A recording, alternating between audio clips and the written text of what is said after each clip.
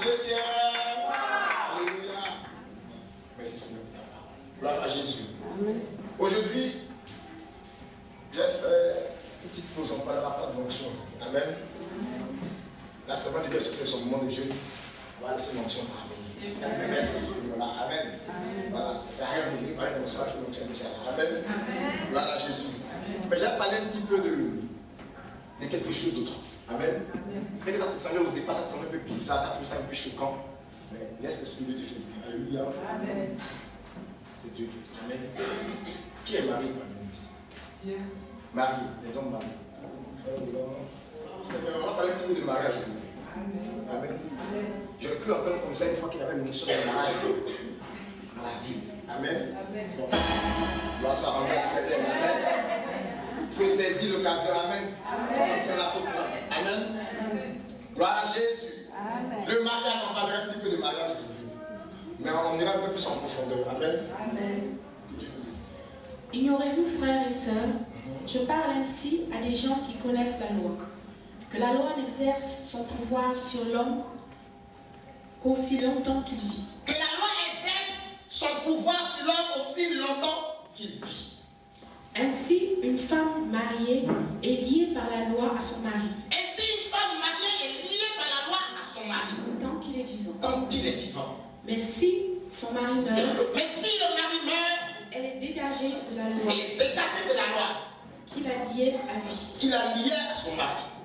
Si donc elle devient la femme d'un autre homme. Si donc du vivant de son mari, elle devient la femme d'un autre homme. Qui vivant de son mari,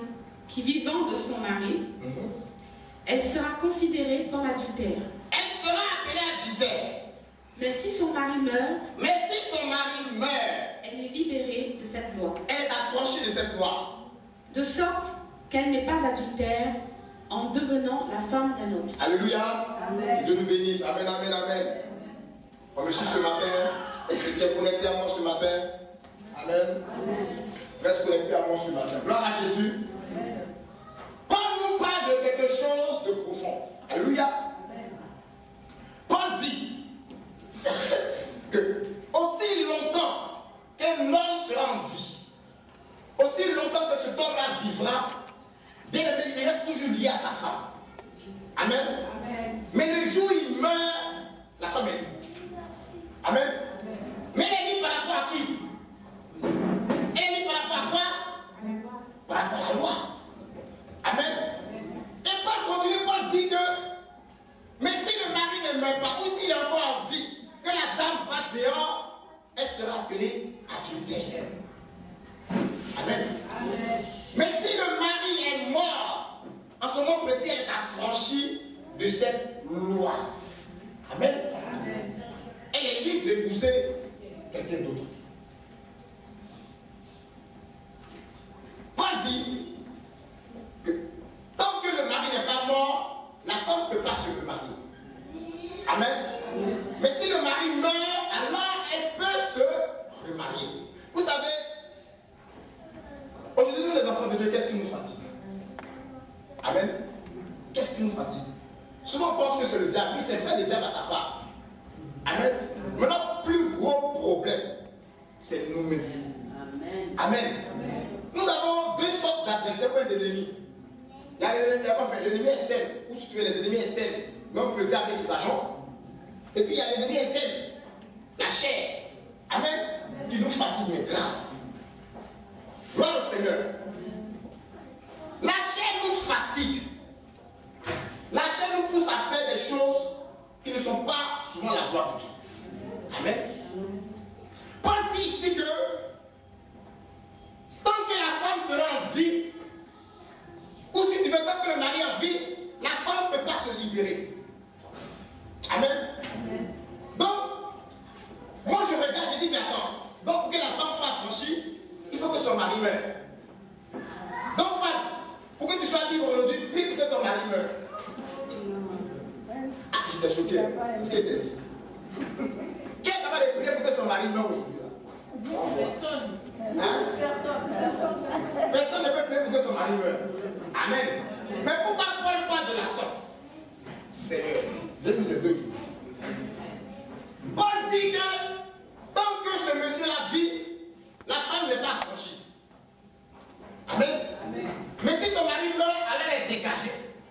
libérée, elle est affranchie par rapport à la loi. Donc le problème, ce n'est pas le monsieur, le problème, ce n'est pas la mort du monsieur, mais le problème, c'est la loi. Amen. C'est la loi, bien aimée, qui vient compliquer les choses. Vous savez, la loi, lorsqu'elle est arrivée, lorsque Dieu donne comme ça la loi à Moïse,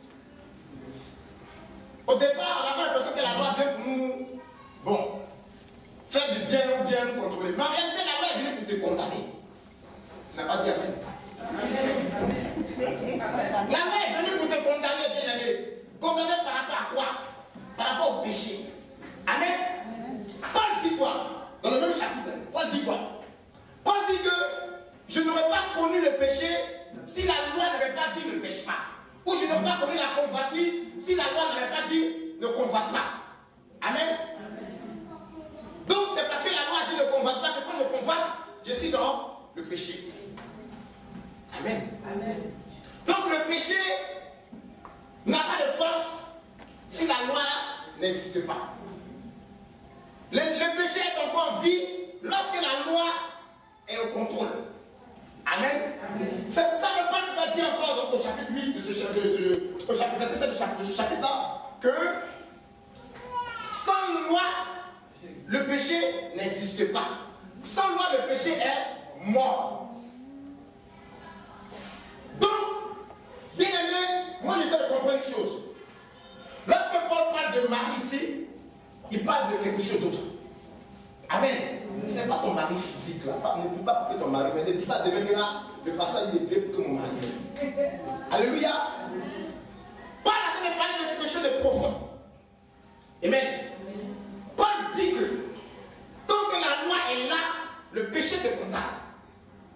Puisque la Bible nous dit quoi ici au verset 7? Que dirons-nous donc? Que la loi est-elle péché? Paul dit non, loin de là. Mais je n'ai connu le péché que par la loi. C'est à cause de la loi que j'ai connu le péché. Sinon, moi, je ne connaissais pas le péché. Amen. C'est à cause de la loi que mon Paul, je connais le péché aujourd'hui. Le mari dont Dieu parle ici, le mari dont la Bible parle ici, ou si Dieu veut pas faire que ce chapitre 7 parle ici, ce mari-là, c'est la loi. Amen. On va le tout doucement, bien le comprendre. Ce mari-là, c'est la loi. Amen. Et pour que tu sois libre, il faut que la loi meure. Parce que tant que la loi est là, le péché a le pouvoir sur toi. Tu as oublié de dire amen. Amen. Amen.